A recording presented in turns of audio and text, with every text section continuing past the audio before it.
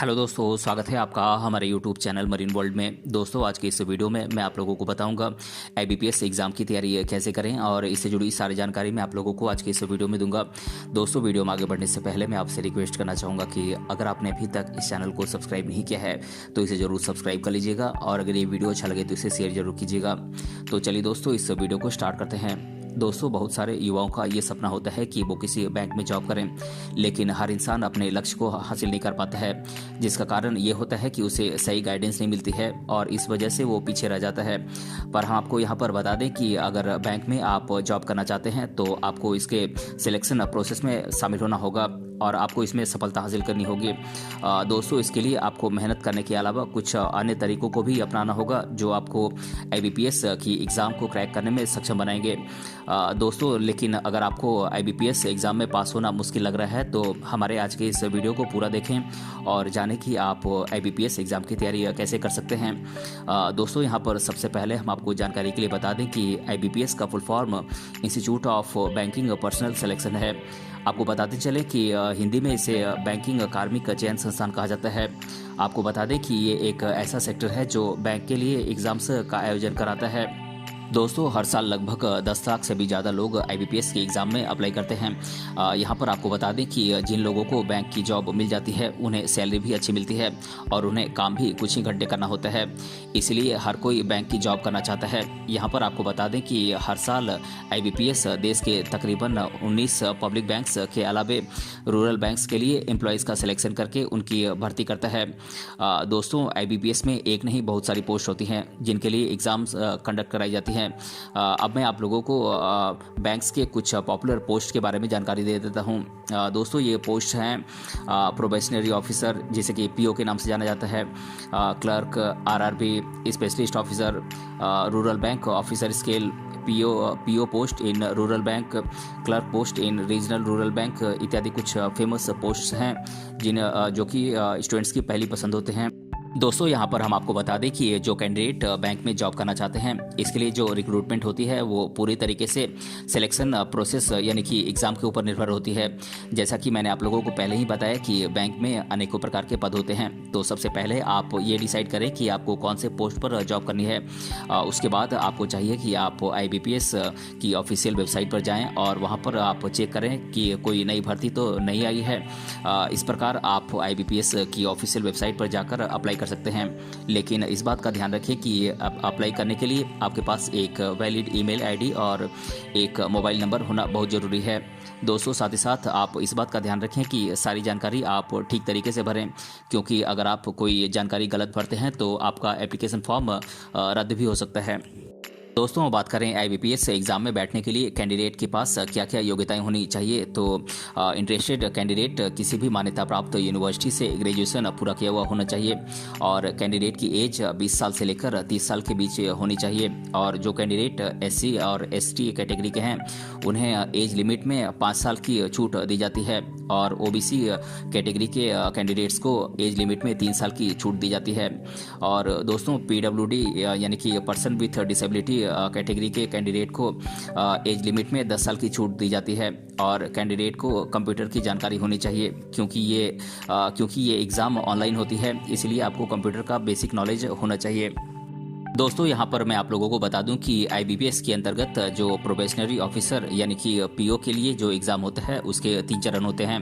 पहला है preliminary exam, जिसे पीटी कहते हैं, और उसके बाद होता है मेंस एग्ज़ाम और तीसरा और आखिरी चरण होता है इंटरव्यू का। दोस्तों, आईबीपीएस पीओ के लिए जो प्रिलिमिनरी एग्ज़ाम होता है उसको 3 पार्ट्स में बांटा गया है, जैसे कि एप्टीट्यूड, रीजनिंग और इंग्लिश। यहाँ पर आपकी जानकारी के लिए बता दें कि कैंडिडेट से क्वान्टिटेटिव एप्टीट्यूड और रीजनिंग सब्जेक्ट में 35 सवाल पूछे जाते हैं और इंग्लिश सेक्शन से 30 सवाल पूछे जाते हैं। और आपको बता दें कि तीनों सेक्शन को सॉल्व करने के लिए कैंडिडेट को 1 घंटे का समय दिया जाता है।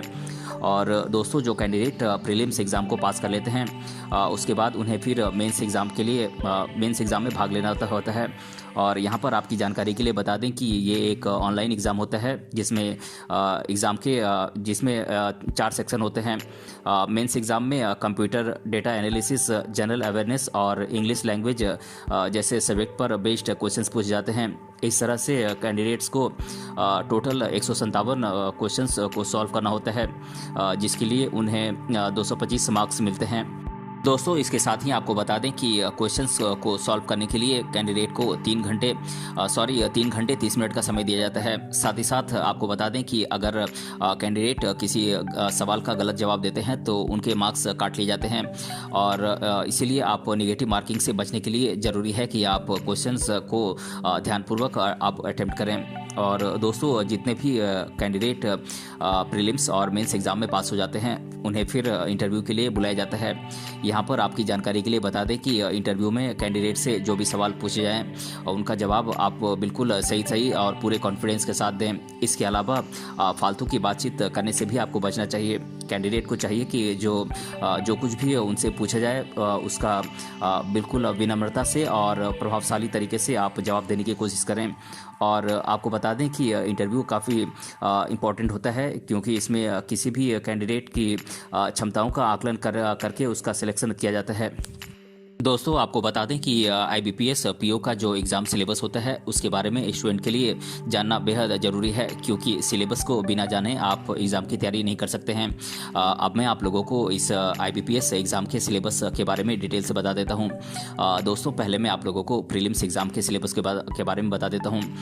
बात करें रीजनिंग के सिलेबस की तो इसका सिलेबस है logical reasoning, alpha numeric series, ranking and alphabet test, data sufficiency, coded inequalities, seating arrangement, puzzle, tabulation, syllogism, blood relation, input output और कोडिंग डिकोडिंग।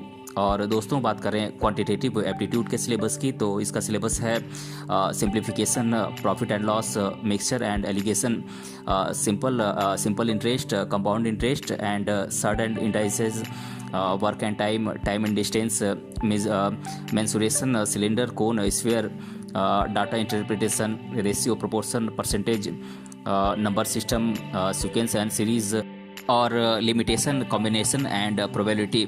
और दोस्तों बात करें इंग्लिश लैंग्वेज के सिलेबस की तो इसका सिलेबस है reading comprehension, cloze test, para jumble, multiple meaning, error spotting, fill in the blanks, miscellaneous और पैराग्राफ कंप्लीशन।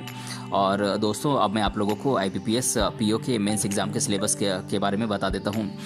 बात करें क्वांटिटेटिव एप्टीट्यूड के सिलेबस की तो इसका सिलेबस है simplification, average, percentage, ratio and proportion, data interpretation, measurement, mensuration and geometry, quadratic equation, interest, problems of ages, profit and loss, number series, speed, distance and time and work, number system, data sufficiency, linear equation, permutation and combination, probability और mixture and alligation. और दोस्तों बात करें reasoning and computer aptitude के syllabus की तो इसका syllabus है verbal reasoning, syllogism, circular seating arrangement, linear seating arrangement, double lineup, scheduling, input output, blood relations, keyboard shortcut, computer abbreviation, Microsoft office, computer hardware, computer software, operating system, keyboard shortcuts, directions and distances, ordering and ranking, data sufficiency, coding and decoding, coding inequalities, internet और networking. दोस्तों बात करें English language के syllabus की तो इसका syllabus है reading comprehension, vocabulary, grammar और वर्बल एबिलिटी। और बात करें जनरल अवेयरनेस के सिलेबस की तो इसका सिलेबस है फिनेंशियल अवेयरनेस, करंट अफेयर्स और जनरल नॉलेज। दोस्तों ये तो हमने IBPS PO एग्ज़ाम के सिलेबस को जाना। यदि आप एक ऐसे स्टूडेंट हैं जिसको IBPS एग्ज़ाम की तैयारी करने में परेशानी आ रही है और आप ये सोच रहे हैं कि IBPS एग्ज़ाम की तैयारी कैसे करें, तो आपको परेशान होने की ज़रूरत नहीं है। एग्ज़ाम की तैयारी के लिए आप कोई अच्छा सा कोचिंग सेंटर आप ज्वाइन कर सकते हैं। अब मैं आप लोगों को देश भर के कुछ टॉप कोचिंग सेंटर्स के नाम बता देता हूँ जहाँ से आप IBPS एग्ज़ाम की तैयारी कर सकते हैं।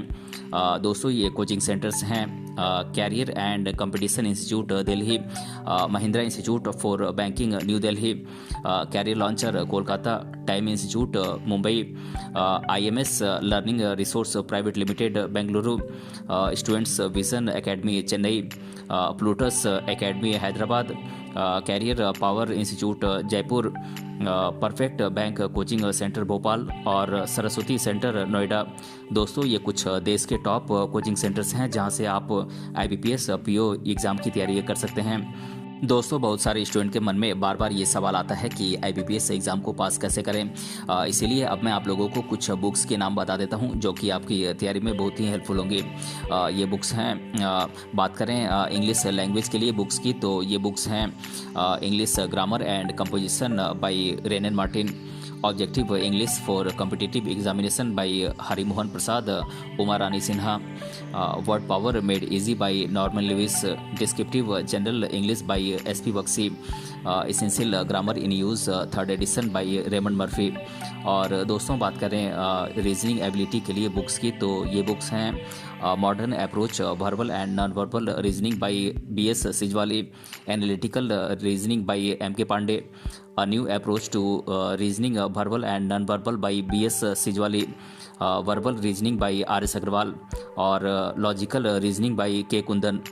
दोस्तों बात करें क्वांटिटेटिव एप्टीट्यूड के लिए बुक्स की, तो ये बुक्स हैं smart book by text book, quantitative aptitude for competitive examination by Pearson guide, rapid quantitative aptitude with shortcuts and tricks by Disha publication, quantitative aptitude book by Wiley's publication, teach yourself quantitative aptitude by Arun Sharma, fast track objective arithmetic by Rajesh Verma, quantitative aptitude by Disha expert और data interpretation by Arun Sharma. दोस्तों बात करें general awareness के लिए books की, तो ये books हैं Manohar Pandey book by Arihant publication, guide to banking general awareness by R Gupta, Manorama year book by Philip Mathew और प्रतियोगिता दर्पण मंथली एडिशन।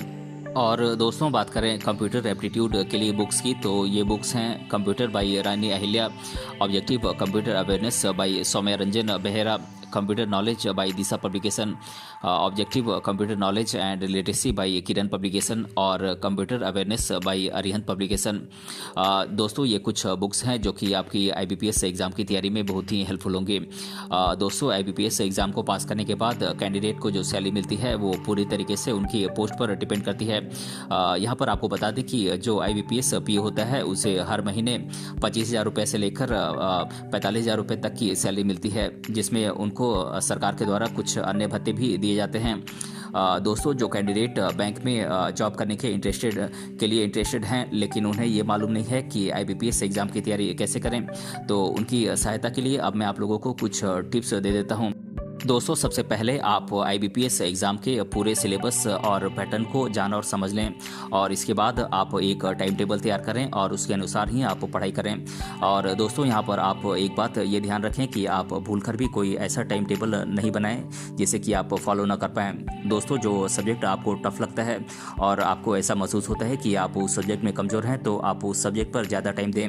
और दोस्तों अगर आपको पढ़ने लिखने की आदत नहीं है तो आप इस एग्ज़ाम में सफल नहीं हो सकते हैं, इसलिए आप जितना हो सके पढ़ने की आदत बनाएं और पढ़ाई के दौरान जो भी आपको इंपॉर्टेंट पॉइंट लगते हैं उन्हें आप लिख लें और इस प्रकार से आपके लिए शॉर्ट नोट्स तैयार हो जाएगा जो कि आपके ये एग्ज़ाम के समय में बहुत ही हेल्पफुल होगा। और दोस्तों आप बिना गैप किए आप डेली न्यूज़पेपर और बुक्स और मैगजीन्स इत्यादि पढ़ें जिससे आपका जनरल नॉलेज बढ़ेगा। और दोस्तों IBPS में जो क्वांटिटेटिव एप्टीट्यूड सेक्शन होता है उसमें घुमा फिरा के सवाल पूछे जाते हैं, तो इसके लिए ज़रूरी है कि आप अपने बेसिक को स्ट्रॉन्ग करें। और दोस्तों आप डेली मॉक टेस्ट लगाएं, इससे आपको एग्ज़ाम में क्वेश्चंस को सॉल्व करने में मदद मिलेगी। और दोस्तों आप एग्ज़ाम सेंटर में जाने से पहले आप पूरा सिलेबस एक बार ज़रूर रिवाइज कर लें। तो दोस्तों आज की इस वीडियो में हमने जाना IBPS एग्ज़ाम की तैयारी कैसे करें और इसके बारे में मैंने आप लोगों को इस वीडियो में डिटेल से बताया है। अगर ये वीडियो आपको पसंद आया है तो अपने फ्रेंड्स तक इसे ज़रूर शेयर करें और हमें कमेंट बॉक्स में कमेंट करके बताएं कि ये वीडियो आपको कैसा लगा। मिलते हैं अगले वीडियो में किसी अन्य टॉपिक के साथ, तब तक के लिए धन्यवाद।